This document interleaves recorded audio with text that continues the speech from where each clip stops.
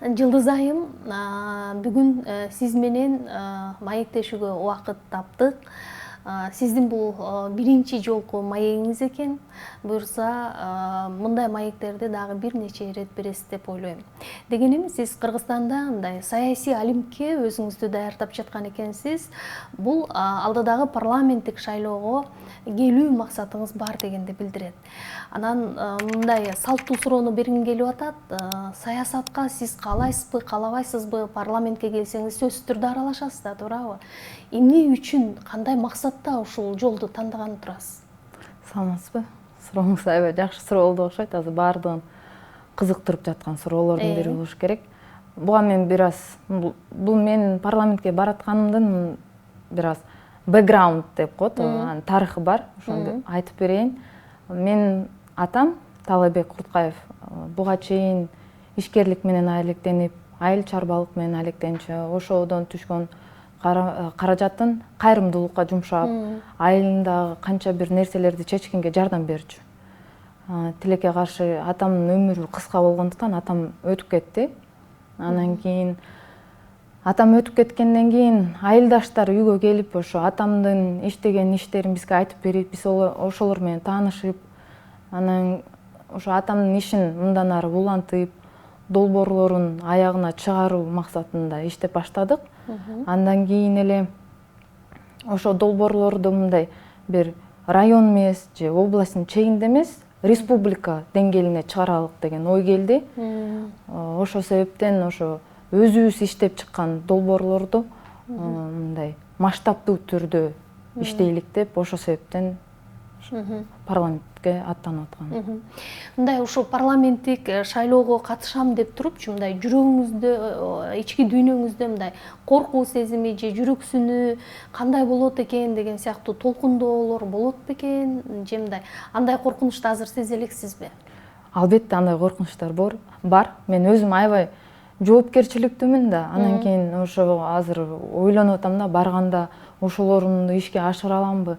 Элиме бир максатым бар да, ошо элиме бир хотя бы болбосо дагы бир жакшы нерсе жасап, ошол жактан өзүмдү көргөзүп, атамдын жасаган иштерин, өзүмдүн, апамдын жасаган иштерин көргөзүп, ошого иштеп кете алсам экен деген максат. Ойлорум бар, бирок албетте коркунуч сезим дагы аябай мындай турат. Коркуп турган жакшы болот негизи өзүчү. Өзүм да мындай аябай азыр коркуп атам, бирок даярдык көрүп жатабыз, буюрса жакшы болот деп ойлойм. Атамдын жасап үлгүрбөй калган иштерин алдыга түртөйүн деген максатым бар деп айтып өттүңүз да. Албетте атаңыз чындыгында эле мындай төбөсү көрүнгөн, элим деп жүрөгү соккон, баягы патриот кыргыздын мырзалары болгондугун угуп жүрөбүз. Мен ал киши менен жеке маектешкеним жок эле. Бирок ушул атаңыздын баягы мындай тирүү кезинде сиздерге айткан мындай саясатка келүү жөнүндө айткан сунуш пикирлер болчу беле? Же бул кийин бышып жетилдиби? Мен Борбор Азиядагы Аутса университетин аяктандым. Атам ошо айтты да, сен эми дипломатиялык сферага барып иште, балам. Ошол жактан өнүгүп, башка элдер менен иштешип, өзүңдүн тажрыйбаңды өстүрө бер депчи. Мен бияктагы мындай айта берчү өз кичине, бияктагы жумуштарды мен кыла берем, балам. Сен тияка барып ошо ишти өйдө көтөрүп, элге иштеп бер депчи. Сиздин баягы өз алдынча өнүксүн деген экен да, инсан катарында. Өз алдынча өнүгүп ошо. Бирок ар дайым айтчу эле, кандай бийиктикте турбасаң дагы, мен сага эстетейин, адам боюнча калгының депчи. Эң сонун. Ошону азыркыга чейин мен кажерде болбосом дагы, кандай кырдаал, кандай оор нерсе жашоомдо болбосо дагы адам болуп, жөнөкөй болгонго аракет кылам ар дайым. Үй бүлөдө атаңыз кандай тарбия берди? Билбейм, атам иште кандай болчу, үй бүлөдө өтө жумшак адам болчу, мүнөзү жумшак болчу. Боорукер болчу. Мен азыр даже күлүп айтып калам, мага десе мен ошол жерде отуруп алып ыйламак болушум керек депчи. Бирок бир сөзү эч качан эсимден кетпейт, бул балам, менин башымды жерге салба, мен сен үчүн уят болбоюн деген сөзү ар дайым мени коштоп келет да жанымда. Ошону эле айтчу. Каалаганыңды кыл, каалаган окуган жериңде оку, жегеңди келгенди же, бирок мени уят кылбагының дечи. Негизи мына Таалай Курткаев атындагы фондду сиз апаңыз, баягы үй бүлө мүчөлөрү демилгелеп түздүңүздөр да. Анан ошону түзүп жатып, мындай алдыга койгон максатыңыздар эмне болду? Бул эң биринчи эле бул кайрымдуулук. Атам деген көп кишилерге кайрымдуулук жасап жардам берип жүрчү экен. Анан кийин атам көзү өткөндөн кийин ошо биз үй бүлөбүз атамдын атынан кайрымдуулук фонд түзөлүк деп чечтик. Атаңыз жасаган кайрымдуулук иштери мүмкүн сиздер билбей деле калчу болсоңуздар керек да. Жарымын көбүн билбейт болушубуз керек. Биз элдер келип эле бизге айтып берген нерсесин билебиз. Себеби деген атам үйгө келип бизге эч качан мактанчу эмес да. Мен муну кылдым, мен тигине келдим. Кадимки эле барып, жумушка кайра келип эле биз менен үйдө ата болуп жүрчү да. Анан кийин мен деле азыр ойлойм, бизге эл айтканын эле билебиз. Айтпаган дагы нерселер бар да. Бирок ошо атамдын атын өчүрбөйлүк деп ошо фонд канчалык жакшы адам болчу, кайрымдуулук кылчу, ошону уланта берелик деп атамдын фондун түзгөнбүз. Азыр бул фонддун алкагындачы жасалган иштер жөнүндө дагы билгим келет. Анткени мен былтыр болсо керек угуп калдым, ушул өзүңүздөрдүн кичи мекениңиздерде бир жакшы мектептин, заманбап мектептин курулушуна абдан чоң көмөк көрсөткөн экенсиздер да. Ушундай мындай социалдык объектилерди куруу негизги бул фонддун максаты болуп калдыбы? Ооба, буга чейин мен айтып кеткен атам жакшы окуу деген сөзү ар дайым. Анан ошого жараша Мантыш айылында мектеп жок болчу экен. Бул Кочкор району, Кочкор районунда Мантыш айылында мектеп жок болгондуктан балдар 3 километр алыс Коңш айылга барып окушчу экен да. Анан кийин эл аралык фонддор бизге пайдубалын тургузуп беришти. Калган ички ремонтун, бүт ичи мектепти видеодон деле көрсөңүз керек, бүт баары мындай тематикалык түрдө жасалган да. Ошонун баардыгын өзүбүз жасап, өзүбүздүн каражат менен бүтүрүп, ошо Мантыш айылына мектеп куруп бердик. Андан тышкары дагы эл аралык фонддордун жардамы менен Мантыш айылына больница куруп бердик. Сонун. Аякта 10 кишилик палата менен бардык. Эми айта албайм, аябай мындай заманбап технология жок. Колубуздан келишчү технологияны коюп бердик. Бирок жакшы, азыр врачтар мурун мындай зданиясы мындай кулап бараткандай эле болуп турду. Авариялык абалда болчу экен. Азыр жанында эле турат, заңгырап. Врачтар өзүлөрү дагы рахмат айтып, жакшы болуп калбады. Чабандар келип Кочкорго чейин барбай, бияктан келип эле дарыланып кетип атышат. Ушул багы эл аралык уюмдарды, донорлорду ушундай мындай алакага, жардам берүүгө чакыруу деле мындай аябагандай чоң жумушту, жоопкерчиликти талап кылат болуш керек. Дегеним, ал үчүн өз ара ишеним керек, дипломатиянын тили керек деген сыяктуучу. Анан буга менимче сиздин профессионалдык кесибиңиз дагы түздөн түз таасир этсе керек, кандай дейсиз? Балким мен деле билбейт экенмин, себеби деген ал эл аралык фонддор өзүлөрү келип бизге сунуш беришти. Биз буга чейин жасап жүргөн иштерибизди көрүшкөн окшойт да, өзүлөрү келип бизге сунуш берип, биз менен иштешкиле, бизде момундай долбоорлор бар. Силер мындай орусча айтканда доверие вызываете деди да. Ишеним биз силерге ишенип атабыз, аябай мындай жөнөкөй, жоопкерчиликтүү адамдар экенсиңер деп өзүлөрү сунуш менен келген. Анан ошол сунушун биз да кабыл алып, анан ошолор менен иштешип кеттик. Азыр мен сизди менен маектешип олтуруп байкап жатам да, өзүңүз шаарда өссөңүз, анан ошо шаардык кыздын шаарда мектепте окуп, жогорку окуу жайын билим алып, анан көбүрөөк мындай орус, англис тилинде мындай сүйлөп калган кызды чыганактай эле кыз деп көрүп жатам сизди. Мындай элетке болгон мындай кусалыгы, сагынычы аябагандай күчтүү деп айтышат экен да. Эмне тартат сизди? Билесизби, бул мен кичинекей кезимден эле патриот болчумун, бул азыр күлүп калам, бул Алла Тааламдын мындай бизге мындай берген нерсеси окшойт депчи. Мен тышкы иштер министрлигинде иштеп жатсам деле, мен менен чогуу иштешкендер билет, мен эч качан посольствого кетпейм дечүмүн. Мен ушакта калам, мен уш жерде иштейм деп, ошону өзүмдүн позициям кичинекей кезимден эле ошондой болчу да. Анан албетте мен Кыргызстан үчүн иштейм деп, ошо Кыргызстан үчүн иштейм. Анан кийин университетте бир история болгон, айтып берейин. Мен АУЦага жаңы поступать эткен, 17 жашымда барып, анан кийин Flex программасында кыздардагы биз менен чогуу келип калыптыр. Анан кийин мен экзамен жазып, анан эшикте илип койчу эмес беле, ал жерде мындай өттүңбү өткөнү ошону караганы барсам, бир флекс программасына келген кыздар, ой, это же кыргыз, анан тиңдей мындай деп ушундай орусча айтып аттыр да. Анан мен кадимкидей жиним келип ош жерден мындай уша кеткенге чейин барганбызда, как это кыргыз? Сен кимсиң? Сен кыргыз эмессиңби депчи. Ошо сезимдерим кичинекей кезимден бери келатат да. Бул ал университет, мектепте окуп жүргөндө ушундай кездер болгон мендечи. Азыр ошолорду эстесем, мындай патриотизмди билбейм, ошо атам мага кичинекей кезимден сен кыргызсың, сен Кочкордон айылдан түшкөн эле кызсың деп мындай бир сиңирткен окшойт да. Анан кийин мен айылда төрөлгөм. Мен өзүмдүн айылымды жакшы көрөм. Азыр деле барганда кадимкидей рахат алам да, абасынан. Ошол эле жолу жаман болсо да, ош жерде басып жүргөндөн мен өзүм рахат алам. Анан ары бери өткөн сайын Кочкордо больница бар да. Кийин мен жанымда болбосо, мен ушу больницада төрөлгөм, мен ушу больницада төрөлгөм деп бүт баарын айтып берем да. Анан ошо билбейм, бул кичинекей кезимден келаткан нерсе да, что мен айылымды жакшы көрөм.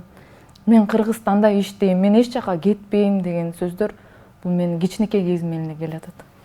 Айылыңызга барганда эмне менен алек болосуз? Мындай тиричилик, үй жумуштарына жардам бересизби, же эл менен жолугушасызбы? Мындай сиздин мындай стихияңыз эмне? Мен тандабайм, билесизби? Мен апам ушундай кичинекей кезинен тарбиялап коюптур. Жумуш тандабай иштегиниң депчи. Айылга барганда айылдын деле оокатын кылышып, идишин жуушуп жүрө берем. Же болсо мен атамдын жанында көп чогуу жүрүп калдым да. 14 жыл атам жалгыз кызы болдум. Менден башка баласы. Анан 14 жылдан кийин эки сиңдим төрөлдү. Ага чейин 14 жыл атам жалгыз кыз болгондуктан эрке кылган эмес экен да анда, же эрке өстүңүзбү? Эрке эле болушум керек, бирок билбейм. Апам катуу да. Анан бир жагынан атам эркелетсе, экинчи жагынан апам мындай. Бүт үй тиричилигине, кара жумушка дагы бизди кичинекей кезден эле атам талаага алып барып иштетчү да. Пяз айдачу, анан пяздарды кесчүбүз, картошка казчубуз. Мен студент кездеримде апарып ошо илгери ашар жасашчу эмес беле? Эмгекти билсин деген экен. Ошондо айтчу да, акча каяктан келет ошону билгениң депчи. Кандай оор жумуш менен ушуну эртеден кечке чейин биз иштеп, ушу акчаны таап, анан сени жогорку окуу жайга окутуп атабыз. Бул оңой иш эмес деп, ошо кичинекей кезимен баштап эле иште деп жанында алып жүрчү да. Анан ошондуктан үй оокатын деле кыла берем. Өзгөчө мындай мага элдер да мындай байкашат да, мындай айылда жүргөндө өзүңдү эркин сезет экенсиң депчи. Любой айылга барсам делечи, көлгө, нарынга, Кочкорго барсам деле өзүңдү мындай эркин сезет экенсиң депчи. Айылдаштарың менен күлүп, мындай тең эле болуп жүрө берет экенсиң депчи. Анан мен Кыргызстан, албетте Кыргызстанды сүйөм. Эң сонун. Эми сиздин азыркы аракетиңиз жөнүндө сурай турган болсом, мына парламенттик шайлоого Ишеним деп аталган саясий партияны тандап алган экенсиз. Бул партия деле Кыргызстандагы саясий турмушунда жаңы партия катары келип атат. Мына жакында жергиликтүү шайлоолорго катышып жеңишке жетишти. Эми алар дагы өз күчүн парламенттик шайлоодо сынаган турат. Сизден сурайын дегеним, эмне үчүн ушул партияны тандап алдыңыз? Деги эле жаштыгыңызга, жаңы генерациядагы муун экениңизге карап башка партиялардан сунуш түшкөнү жокпу? Буга кыскача эле жооп берейин. Эң биринчи мен бул партияны эмне себептен тандаган? Бул таза жаңы партия, жаңы жүздөр менен чыгып келаткан партия. Анан кийин болсо экинчиден Ишеним партиясынын программасы менин келечектеги долбоорлорум концепциясына туура келгендиктен ушу Ишеним партиясы менен шайлоого аттанып атам. Башка партияларда ошондой сунуш болдубу? Жакшы. Эми сиздин ошол парламентке келе турган бир программаларыңыз жөнүндө суроолорго өтөйүн деп турам да. Заманбап айыл, бакубат жашоо деп аталган социалдык долбоорду сунуштап жаткан экенсиз. Анан өзүңүз жакшы билесиз, биз соңку 3-4 жылдан бери эле мындай Кыргызстанды санариптештиребиз деген менен ал азыр элетте эмес, шаарда ишке ашышы өтө татаал болуп турган учурда. Анан сиз бул долбоорду кантип ишке ашырасыз? Сиздин көз караш кандай? Албетте мен түшүнүп атам, бул оор иш экен. Бирок мындан биз алыска кете албайбыз. Анан кийин мен сразу эле баардыгын санариптештирүү, анан баардык айылдарды мындай технология, заманбап технология менен иштетебиз дегенибиз жок. Мен азыркыда программамда колдо бар ресурсту туура колдонуу менен. Анан санариптештирүү албетте бул мындай поэтапно болот да. Баардыгы эле боло калбайт да. Орусча айтканда Москва же бир күндө курулган эмес да. Анан мындай аз-аздан болсо дагы ишке ашсын деп, анан кийин ошо айыл өкмөттөрдүн иштерин санариптештирүү, ал мындай ошо айыл тургундарын электрондук каттоо кылып, ар бир адамдын үй бүлөнүн экономикалык социалдык абалын көрүп, ошого жараша мындай статистика жасайбыз да, ошого жараша бизге дагы иштегенге жеңил болот да. Анан кийин ар бир айылдын мындай веб-сайтын түзсөкпү дегенбиз да. Веб-сайт түзүп, ошо айылдагы кандай жаңы маалымат болсо, дүйнөдөгү эмне жаңы тенденция чыкса же Кыргызстанда эмне маалымат болсо, ошону айыл тургундарына жеткирүү максатында. Андан тышкары ошол эле веб-сайтка мындай китепкана ачып койсокпу дегенбиз да, онлайн. Эми айылда бүт баарында эле шарттары жок да, баарын эле китеп алганы же онлайн сатып алганы. Анан ошол жерде каалаган китептерин бизден колубуздан келишичү китептерди алып, ошо онлайн киргизип, анан ошол жактан алып окуп, өзлөрүнүн аң сезимин, ой пикирин алмаштырып, көз караштарын, жашоо башкача болор экенин мындай жеткирсекпи деген ойдо ушундай эмеде иштеп атабыз. Сиз ушкай айтып өттүңүз да, мындай веб-сайт түзсөк деп, баардыгын электрондоштурсак деп. Жана мага жакканы ошол сиздин программаңызда жана аймактарды брендтөө долбоор аркылуу ар бир айылдын мүмкүнчүлүгүн ачып берүү деген тематикаңыз бар экен да. Бул дагы аябай жакты. Менимче бул сиздин бир ошол ар бир айылдын карап эмнеси мыкты деп ошого мындай инвесторлордун көзүн кызыктыруу аракети да, туурабы? Албетте, бул мен өзүм жаратылышты сүйгөндүк үчүн мен айылга же шаардын чекесине чыксам деле жаратылышты көргөндө мен мындай токтоп калам да. Билбейм бул каяктан чыгып, токтоп калып көзүм эметет. Анан айылга баратып ушундай айтам да, биз кандай кууз жерде жашайбыз депчи. Бияка барабыз, жака барабыз нелерин көрүп, как сонун экен деп ойлойсуз. А бирок биздин жашаган жерибиз кандай керемет депчи. Мен таятамдын да колунда өсүп калгам да, анан таятам ушундай кочкордун машинасына салып алып, унасына салып алып, бизди кочкорду кыдыртчы да, белгиле кайсы жерде эмне бар депчи. Анан кийин ошо идея ошо жактан жаралды да, бир мындай. Ар бир айылдын өзүнүн мындай бир башкачылыгы, өзгөчөлүгү бар да. Анан ошону бир чагылтсак, ролик тартсак же сүрөттөрдү жакшы фотографтар мененчи мындай ошо именно ошонун кереметин, сулуулугун бере турган фотографтар менен иштеп, алардан репортаж жасап, интернет аркылуу жайылтып, анан кийин букинг сыяктуу сайттарга киргизип, ошо туристтерге көргөзүп, бизде ушундай кандай сонун керемет жерде жашайбыз деп, ал дагы туристтерге дагы кызык да. Менимче азыркы заманда элдер мындай көбүнчөрөөк бир жаратылышка качып калды окшойт да. Биз ошо жакты колдонуп, өзүбүздү өнүктүрүп кетсек болот да. Бул туризм. Туризм. Албетте дагы ошо туризмди өнүктүргөндө буга сервис кызматтарын дагы жогорулатып, ошо жакта иштеген адамдарга бир кыргыз тилинде эле курстарды өткөрүп, ошолорго бир жеке ишин алып кетүүгө жардам берсек деп, ошо долбоорду иштеп чыкканбыз да. Эң сонун. Анан Жылдыз айым, мына сиз өзү аял затынын өкүлүсүз да. Элеттеги көйгөйлөрдүн да ичинен жакшы билип атсаңыз керек, азыр бул саламаттык сактоо экенинчи. Клиникалардын, ооруканалар эскирген, лабораториялар жетишсиз, анан ошол айылдаштарыңыз менен жолугушканда, кичимекениңизде ушул көйгөйлөрдү көтөрүшөбү? Сиз аны кандай көрүп турасыз? Кантип чече алат элеңиз? Эми саламаттык сактоо жаатында бул баардык бүт эле Кыргызстанда көйгөй болуш керек. Эң биринчиден мага бир идея келген, бул көчмө лаборатория кылалык депчи. жети областка жетөө болсо деле жетет деп мен азыр өзүмчө санап отурам, бирок билбейм да. Мисалга алсак, дыйкандар же малчылар, алар келип өзүнүн ден соолугун чындашпайт да.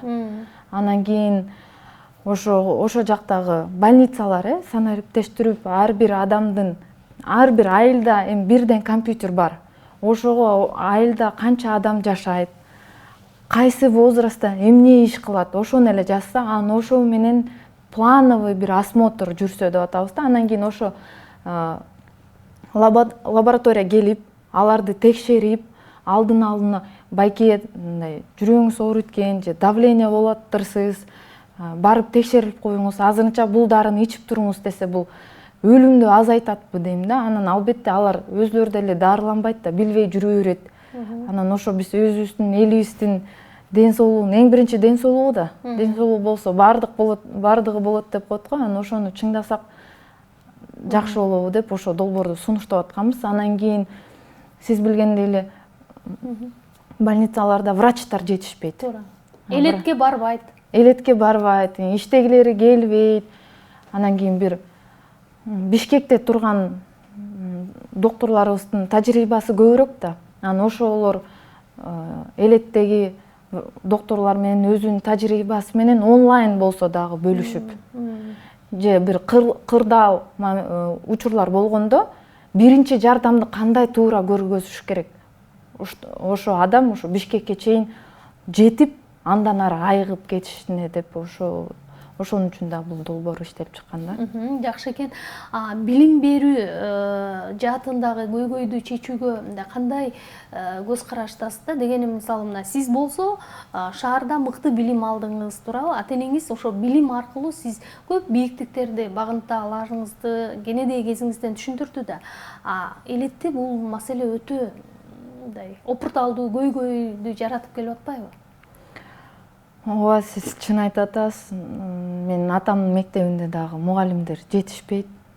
Ошонун дагы бир онлайн түрүндө деп азыр көбүнчө пандемия бизди мындай онлайн аралыкта иштөөнү мындай үйрөтүп койду окшойт да. Анан көп мугалимдер мектептерде жетишпейт экен да. Анан кийин ошо жетишпестикти жоюу үчүн ошо онлайн түрүндө балдарга сабак берүү. Ошол эле мугалимдерге квалификациясын жогорулатуу үчүн бир онлайн курстарды өтүү. Борборго келгенге алардын убактылары да жок, кетип калса балдарды ким окутат? Анан кийин сабактан кийин калып, балдарды эметкенден калып, ошо бир класста отуруп, ошо онлайн өзлөрүнүн квалификациясын жогорулатып, өзлөрүнүн статусун көтөрүп, анан кийин бир сабакты 2-3 мугалим бербей, ошо менен мындай жойсокпу деген идея келип атат да. Анан ошондо да балдарга бир конкурстарды уюштуруп, акылдуу класс, же болбосо жакшы окуган балдарды сен жакшы окусаң, мынакей мындай стипендия сыяктуу ойнотупчу. Жылдыз айым, эми мына парламентке келсеңиз, сиз саясий чөйрөгө түздөн түз аралашасыз, саясатчылар менен пикирлешесиз, жанымда болосуз дегендей да. Анан саясатчылар дайыма эле элдин сынында болуп келе жатпайбы? Аларды катуу сындашат, макташат дегендей. Буга сиз дагы даяр болуп болушуңуз керек.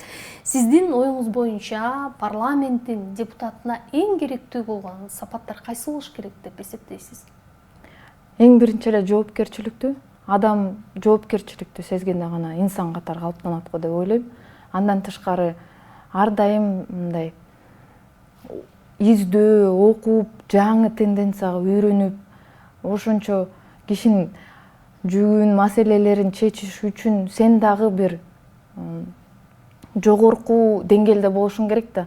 Заманбап тенденцияларын билишиң керек, жаңы технологияларды билишиң керек.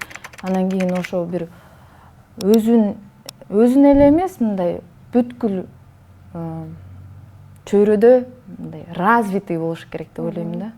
Билимдүү, кругозору кең, кругозору кең адам болуш керек деп ойлойм. Жашооңуздагы эң татаал нерсе эмне болду? Жашоомдогу эң татаал нерсе бул албетте ата эненин бирөөсүн жоготуу болуш керек. Мен атама өтө жакын болчумун да. Анан кийин атам өтүп кеткени мага өтө татаал нерсе болду бул жашоодо. Бирок атам ар дайым жанымда, жүрөгүмдө, менин кеңешчим. Атамдын атын ушунчалык азыркыга чейин мен бийик көтөрөм да. Анан кээ бирде кыйын ситуациялар болуп кеткенде мен эми орус тилинде окуган үчүн орусча айтып берейин мен. Папа, ты гордишься мною? Папа, я все правильно делаю деп мындай сүйлөшөм да.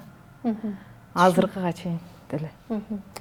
Негизи ушул өмүрүңүздө басып өткөн мына азыркы жолуңузда сиз үчүн эң баалуу кеңеш кайсы эле? Анан аны ким берген?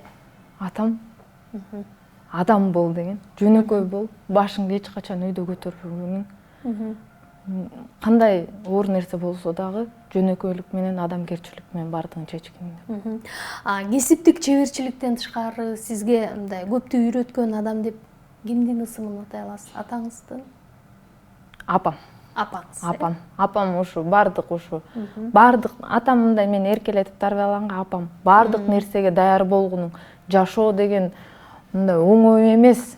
Сен азыр чыгып эле барсаң, элди баары эле сени жакшы көрбөйт. Андан тышкары сен бардык нерсени кылганды билишиң керек деп ошо апам аябай катуу тарбиялаган да бизди. Эч ким менен кеңешпей, жеке өзүңүз кабыл алган оор чечимдер болду беле? Албетте болгон. Буга чейин Тышкы иштер министрлигинде эксперт катары иштегем. Анан кийин бир убакыттан кийин ойлонуп, мен ушу атамдын ишин улантам деп. Негизи эле бул кичинекей кезимден бир кыялым болчу, ушу кайрымдуулук фонд деген мен окуп жүргөндө эле мен апама айтып берчүмүн, апам мен чоңойгондо кайрымдуулук фонд ачам. Мен ушу жетим балдарга жардам берем депчи. Анан кийин атамдын атынан кайрымдуулук фонд ачылгандан кийин ошол жака барып атамдын иштерин улантуу чечип, анан эч кимге айтпай өзүм барып арыз жазып жумуштан бошолуп кеткем. Азыр ал чечимиңиз үчүн өкүнбөйсүзбү? Анткени азыр мындай карьера жасаш үчүн дагы ал керек болмок беле депчи. Жок, эч өкүнбөймүн. Себеби деген мен азыркы иштеп жаткан ишим кайрымдуулук ишим. Мага мындай жакшы көбүрөөк өзүмдүн бир жүрөгүмө жакын нерсе да. Бул менин кыялым да кичинекей кезимден келаткан. Демек, сизге эмне өзгөчө рахат тартуулайт деп сураган суроом дагы ушул өңүттө эле да. Мындай сүйгөн кесибиңизби, азыр өзүңүз айтканда кайрымдуулук иштериңизби, же жакшы адамдар менен эле мындай пикирлешип, же бир жакшы китеп окуп отурууга? Албетте, мен буга чейин жооп берип койдум окшойт, кайрымдуулук. Мен адамдарга мындай жардам бердим, мынтим деген эмес, ошо адамдарды жардам бергендечи мындай бир сүйүнүч пайда болот го көзүндөчү. Ошондой эле окуп жаткан балдар сүйүнгөнүн көрүп, өнүккүсү келгенди көргөндө мен ошондон рахат алам да. Албетте китеп окуганды да жакшы көрөм. Ал мындай электрондук эмес, билбейм эмнеге мындай кадимкидей эле китеп отуруп алып окуп, мындай өзүм менен өзүм ошо китепти ойлонуп, ошо эмне үчүн мындай болду деп ошондон да рахат алам, бирок көбүнчөрөөк кайрымдуулуктан рахат алам. Жеке өзүңүзгө мындай кызыңызга көңүл бөлгөнгө убакыт тартабы? Мен азыр эми заманбап жаш болгондугума мындай энергичный болуп бардыгына мындай жетишип атат окшойм да. Биз эртең менен эрте турабыз да, негизи саат 5:30 бизде уже апам турууга түшкө чейин саат 8-те туруп калсак ушат да, түшкө чейин эмне уктуп атасыңар деп, 5:30 туруп баламды мектепке жеткизип, анан жумуштарым башталат.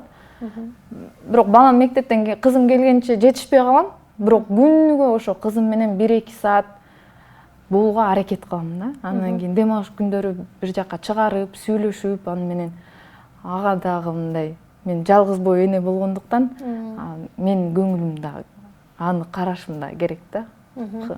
Кызым келечекте бир жакшы инсан болсун деп алга салым кошконго аракет кылам да, түшүндүрүп ар кайсы нерселерди. Азыр эми парламентте мыйзамдарга ылайык ар кандай өзгөрүүлөр болуп, анан келе турган аялдардын саны деле өтө аз болчудай көрүнүп калды, мурдагыдай эмес. Бул сизди ойлонтобу? саны эмес сапаты болуш керек дейт го. Мен дагы вот ошо канча аял келбесе дагы мындай өзүн сапаттуу иштеп кетсе. Ал 100 аял келеби, 50 аял келеби, 50 аял деле 100 аялдын ишин кылып кое алат да. Албетте бирок аялдар көбөйсө бул дагы жакшы нерсе. Эми тилекке каршы шайлоодон кийин көрөбүз да.